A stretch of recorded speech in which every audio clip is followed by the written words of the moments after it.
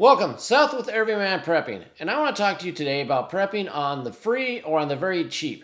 There's creators like myself, other ones, mainstream media, and heck, we even have NATO commanders out there like this gentleman here. Let me put him up, telling you that you need to basically prepare because bad things are going to happen relatively quick. Let's just listen to this guy really quick here. He's the most recent one. Here we go. Have water, you need to have a radio on batteries, and you need to have a flashlight on batteries to make sure that you can survive the first 36 hours. Things like that. That's simple things, but it starts there. Things to get started with. So that's your NATO commander there telling you, what he needs to do. So you're hearing all this, and you're thinking, wow, it's going to take a lot of money. I don't have the money to prepare. I might as well just not do it. Well, it doesn't take a lot of money. I'm going to go through, I made through a list of 10 things, no particular order, of ways you can prepare. They're free or basically almost free.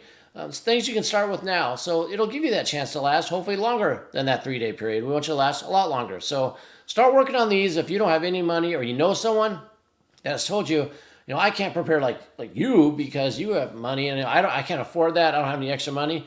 Well, you can kind of, send them this list and say, look, do these things. At least get you pointed in the right direction. And hopefully once they get down that path, they continue. So let's start off here and look at these. As we do that, please, comment with anything you want to add for, your preps that are free or almost free. Share this video and subscribe to the channel if you haven't done so, and smash that like button while you're at it. So the first thing on my list here, I have get fit or work out. That's free. You don't need to go to the gym. You don't need to hire a trainer. You don't need fancy clothes or anything like that. Put whatever comfortable clothes you have on. Start doing push-ups, sit-ups, leg lifts, run in place, jog down the street, run up and down the stairs in the apartment building. Whatever it is, you can also find plenty of videos out there.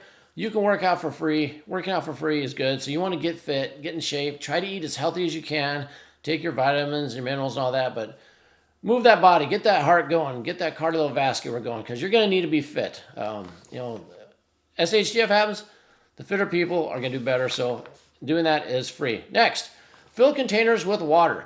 Tap water right now is relatively almost free. Yes, you have to pay for it. You can go to hoses of the community centers and get it for free as well, but fill containers with water now. You got the rule of 3. You got the 3 minutes without air, 3 days without water, 3 weeks without food, and so on. Water is very important. Get it now while it's free. Use BPA-free containers if you can use plastic. We just had the article out that came out that, plastic water bottles are full of millions of nanoparticles. Yeah, I know that's bad, but if you have nothing else, use what you have. If you have glass containers you've saved from food you've bought, jars from pickles, jams, whatever, and you want to store water in there, do that as well. But store some water. Next on the list, we're going to go for a bug out bag. We need to get out of Dodge. We need to leave the city. We need to leave our house. Now, we're not talking about you're going to go out and buy your 511 bag. You're going to go buy this, $200-300 bag and pack it. No, free. Whatever you have on hand right now.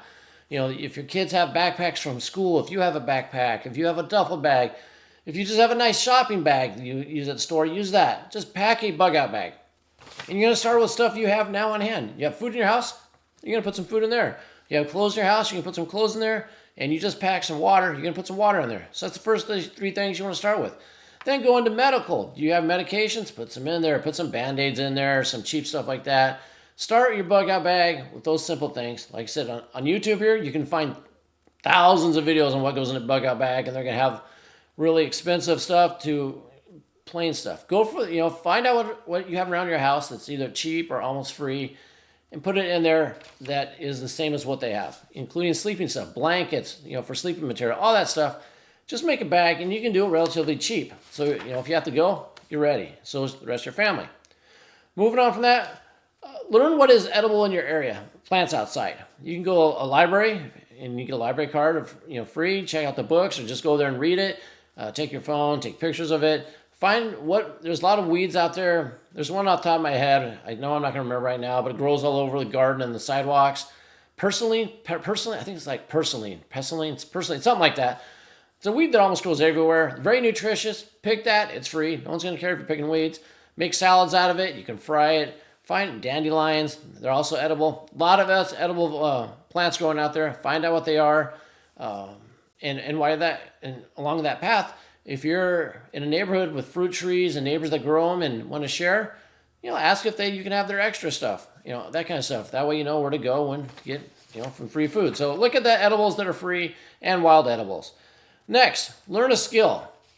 You don't need to take expensive classes, get expensive gears. You can learn many skills that you can be getting by just watching videos on YouTube, reading about them at the library, go to free classes at the city or the library again, or any other government offering classes. You can do that, but learn some skills. I did a video on skills. I'll put it up here so you can check it out, and I'll link it down below.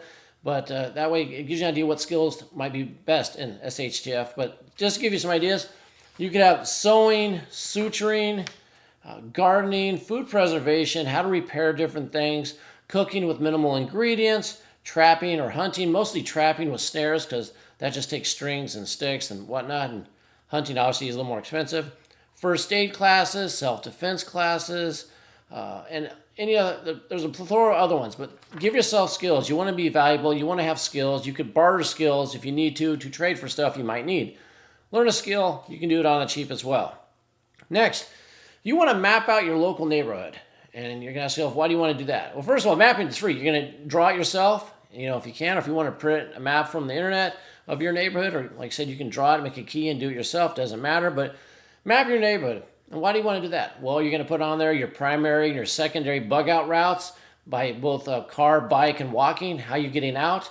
Where are your water sources? Do you have neighborhood water sources? Mark them on the map. It's not just for you, it's your family member or your groups also, so they can find it as well. Food locations, like I told you about. What neighbors have gardens that, allow you to come in there, fruit, local edibles, things like that, cattails, where are those growing? All that stuff. You want to notate that on there. Danger areas, whether that be dangerous houses or people, or just places you don't want to fall down in the middle of the night because it's dark out. So danger areas will go on the map.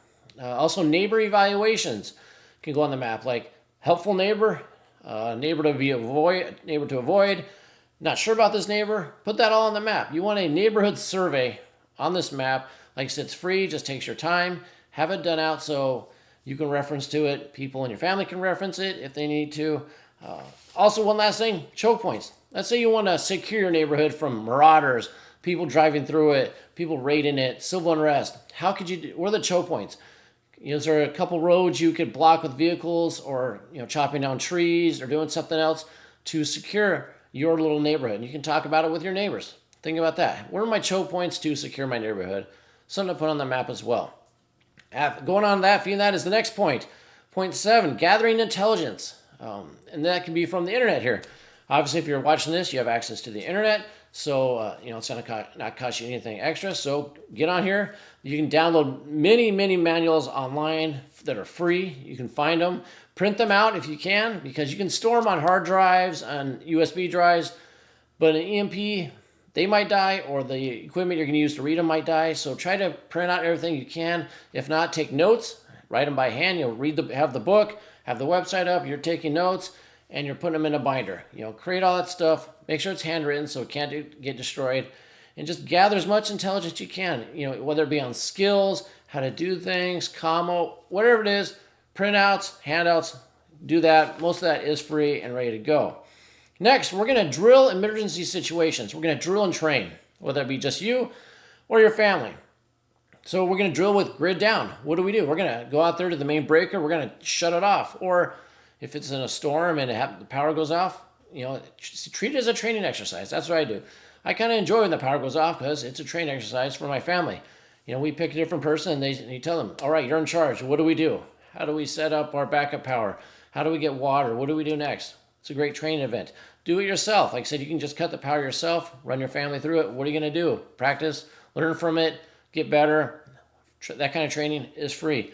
Natural disasters, train for that. If you're in tornado, hurricane, flood areas, practice what you're going to do, even if it's just a mental practice. That helps as well, just going through your mind.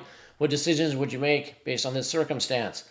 Practice for civil unrest. Goes through how you're going to protect your house, your apartment, your condo. If civil unrest comes right out your door, what are you going to do? Practice that. Come up with ideas. How are you going to fortify the house? All that stuff. All that stuff you can do for free ahead of time. It's just you thinking. Next thing comes up is for self-defense. How are you going to clear your house if you need to? If there's someone in your house and you got to find them, how are you going to clear your house? That training is sometimes provided by ex-military, sometimes from different, some cities and states will have that. You can also, like I said, YouTube's a great source. There's many ex-LEOs and ex-military in here that'll show you how they clear a house. You can learn all that stuff, practice it, safely in your house. You don't even have to use your actual weapon. You'd go through and use, dummy sticks or whatever you want to do. Just practice doing it in your house, so if the time came, you kind of know what you do since it is your house. Number 9, create a survival SOP.